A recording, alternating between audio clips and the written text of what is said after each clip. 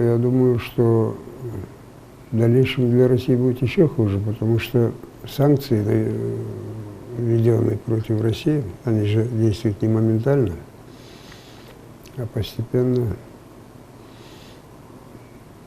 К августу, вообще-то говорят, окончательно к концу года хребет российской экономики будет сломлен. Они же даже танки вот эти свои хваленные без компонентов из-за рубежа не могут делать.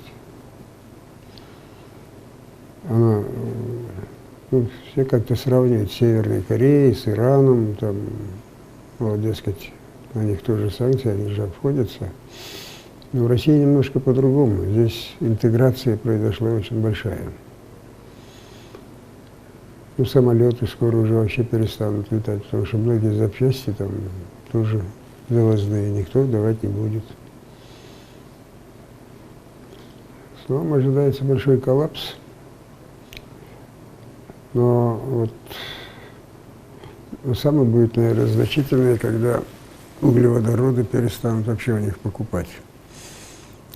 То, что будет другие страны, третьи, они, во-первых, так много не потребляют, а Китай вообще чуть ли не по себестоимости предпочитает покупать.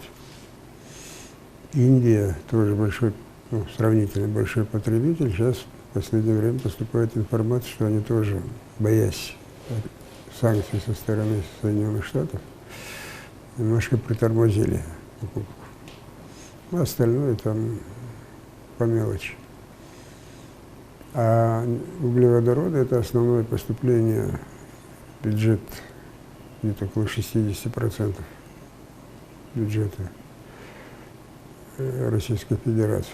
Но, кроме того же, и на другие вещи наложены санкции. Уголь, оружие. России не позавидуешь, но у них есть определенный еще какой-то запас, и они успеют наделать много гадостей.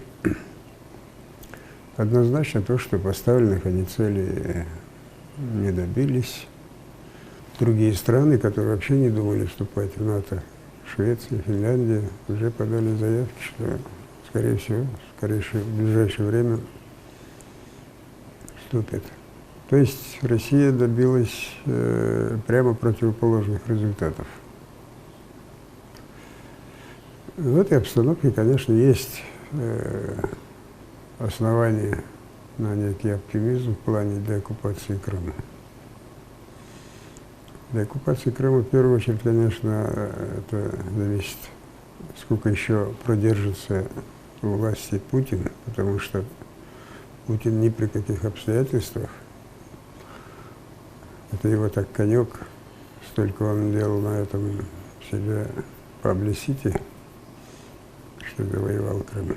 Так просто отдать он, просто харакири для него.